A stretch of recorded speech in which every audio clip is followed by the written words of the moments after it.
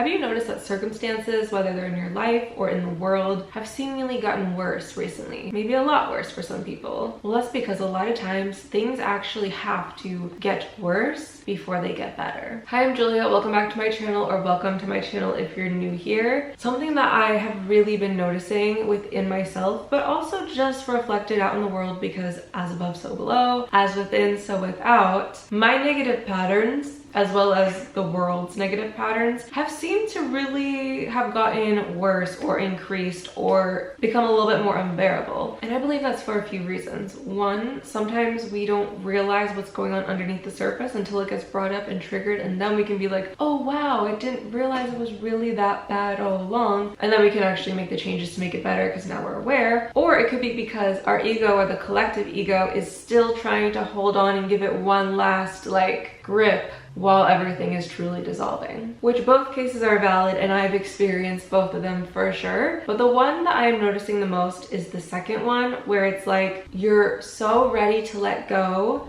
and surrender and be more of who you really are, but that fragmented piece in your ego is like holding on for dear life, being like, no, don't do it, you're gonna mess up everything. And you're just like, no, if I do, it's gonna make everything better. And I feel like that's also the one that's really being shown to us in the world right now. Like all these bad things that are being brought up in the news and social media, and all the craziness that is being exposed has been happening this whole time. It's just now we're aware of it. And when we're aware of it, then we can actually change it. Because if we're not aware, we can't do anything about it. And personally, in my life, I feel like that's happening with my OCD. Like, I have struggled with OCD since I was 12. It has been my biggest challenge my entire life. And over the course of the past 2-3 years, it has gotten so much worse progressively. And I truly feel like that is happening for me to get to the point where I am so fed up with it that I'm like, you know what? I have to heal. Like, I can't keep living like this. And the thing that makes me really believe that is the case is because I have all these really exciting things happening in my life. Opportunities, events,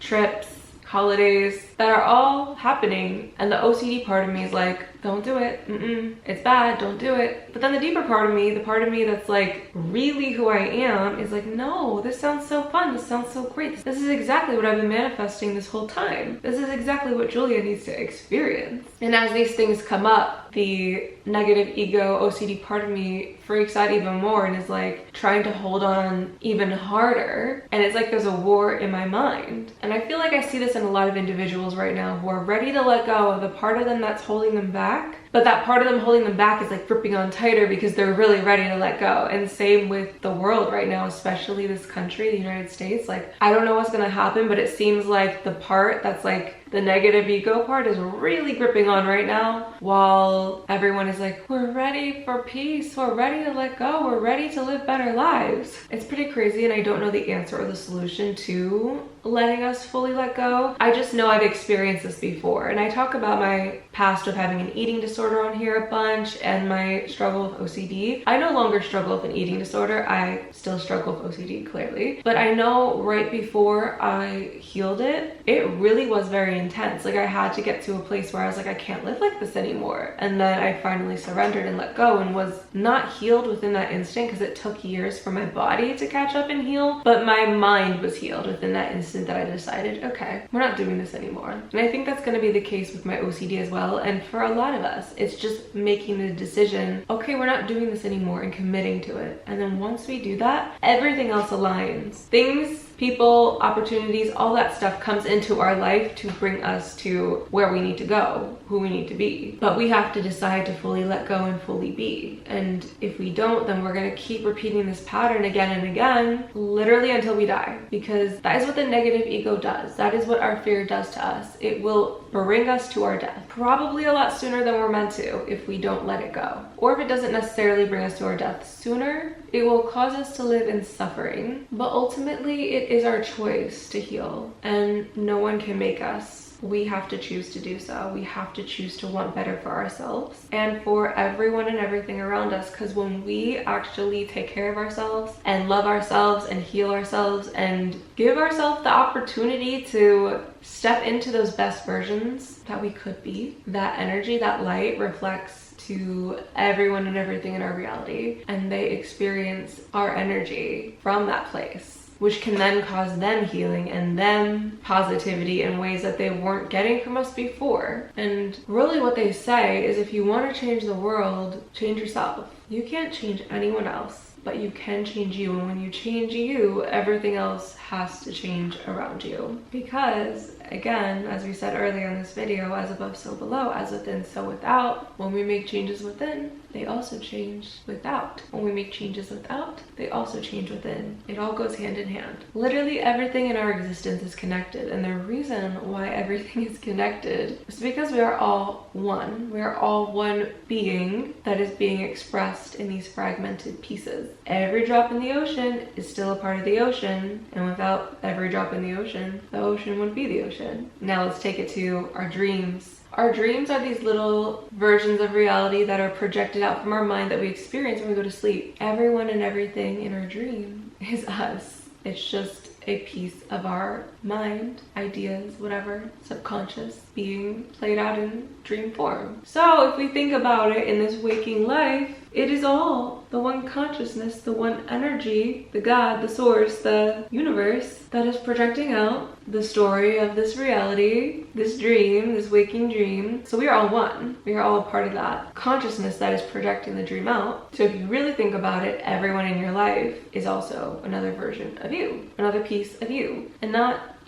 you as the character that you are, but you as the being that is playing the character that you are. I like to talk about this in videos here and there, but it really baffles me to think about. And the more I think about it, the more it makes sense every single time. So going back to what I was saying, you are so much more powerful than you realize. You aren't just a human or a person or whatever walking the planet. You are the whole planet. You just don't realize it. So if you make a change to live a better life, everything that you perceive will also be living a better life, because it's just another part of you. Choose wisely. I love you so much, and I will see you in my next video next week.